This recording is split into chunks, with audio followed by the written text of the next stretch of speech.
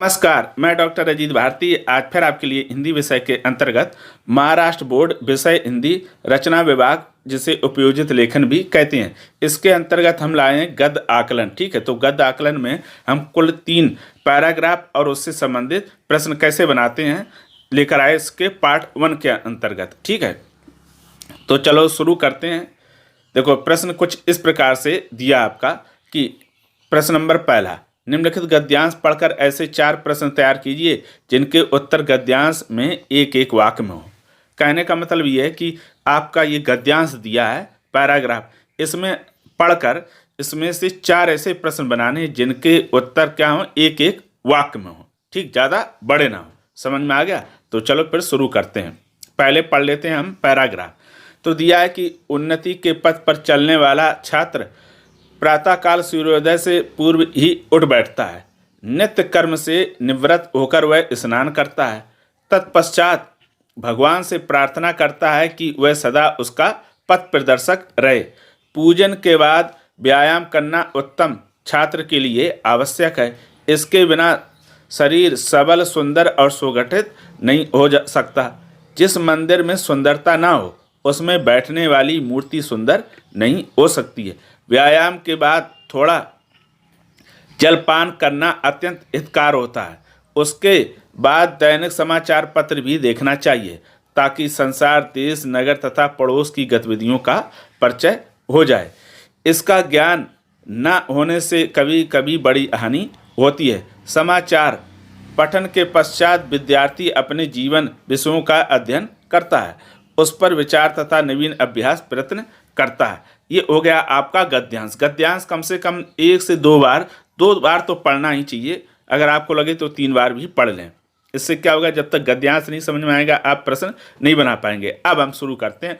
तो ये गद्यांश हमने पढ़ लिया, अब उत्तर लिखते हैं। ये उत्तर हो गया। लिखेंगे तैयार किए हुए प्रश्न इस प्रकार हैं। तो कौन कौन से 4 प्रश्न हैं, तो चलो शुरू करते हैं। पहला प्रश्न, उन्नत के मार्ग पर चलने वाला छात्र प्रातःकाल क्या करता है?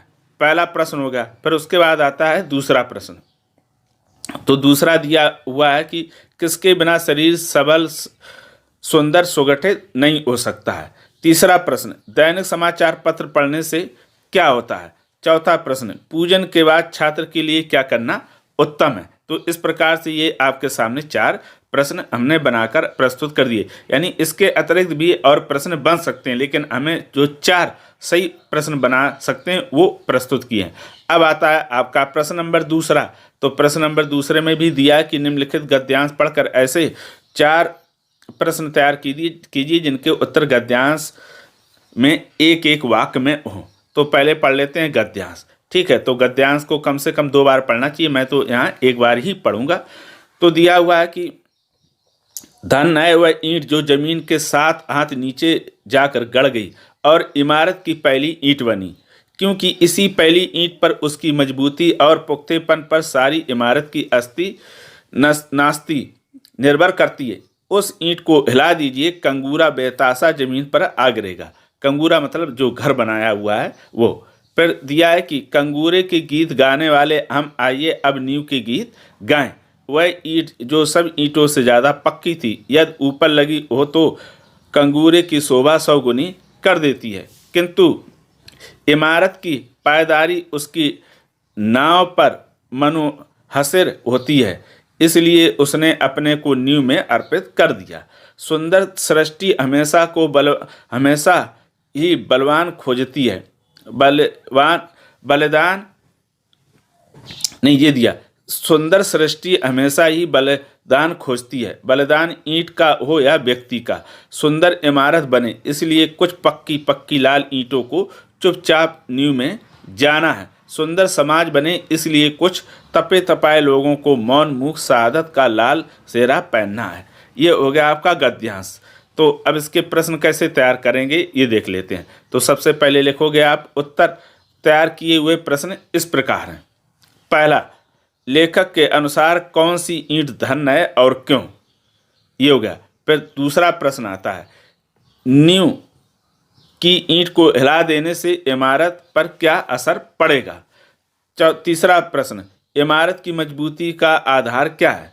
चौथा प्रश्न, सुंदर सृष्टि क्या होती है। तो इस प्रकार से आपके सामने हमने ये 4 प्रश्न बनाकर प्रस्तुत किए। यानी इसके अतिरिक्त और भी बन सकते हैं, आप तो जो बेस्ट 4 बना सकते हो उनको लिखना है। फिर आता है अब प्रश्न नंबर 3। तो प्रश्न नंबर 3 में दिया हुआ कि निम्नलिखित गद्यांश को पढ़कर ऐसे 4 प्रश्न तैयार कीजिए जिनके उत्तर गद्यांश में एक एक वाक्य में हों। तो पहले हम पढ़ लेते हैं गद्यांश। तो ये आपके सामने रहा गद्यांश। दिया हुआ है कि किसी भी देश की संपत्ति उस देश के आदर्श विद्यार्थी ही होते हैं। विद्यार्थियों का चरित्र ही राष्ट्र की संपत्ति होता है। वह समय का मूल्यांकन करना जानता है। वह बैटिंग, सिनेमा, मोबाइल एवं अन्य मनोरंजनों में आवश्यकता से अधिक लिप्त नहीं होता है।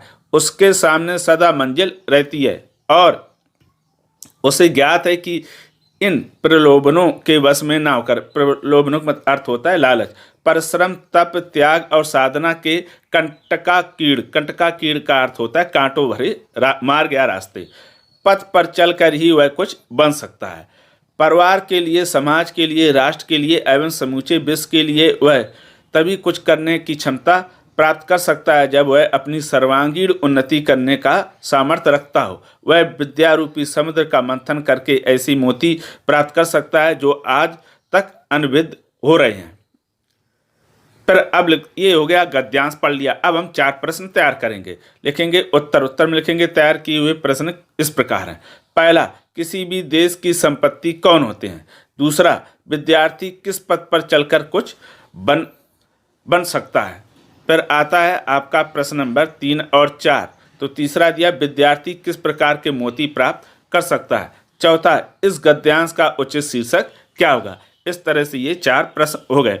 तो आज हम आपके लिए पहले खंड में यानी फर्स्ट पार्ट में कुल 3 गद्य आकलन लेकर आए थे और इसी तरह और भी मैं लेकर आता रहूँगा। अगर इससे संबंधित किसी प्रकार का कोई प्रश्न हो तो कमेंट करके हमें अवश्य बताइएगा। तो फिर आज के लिए इतना ही। अब हम फिर मिलेंगे किसी नए विषय के साथ। तब तक के लिए धन्यवाद।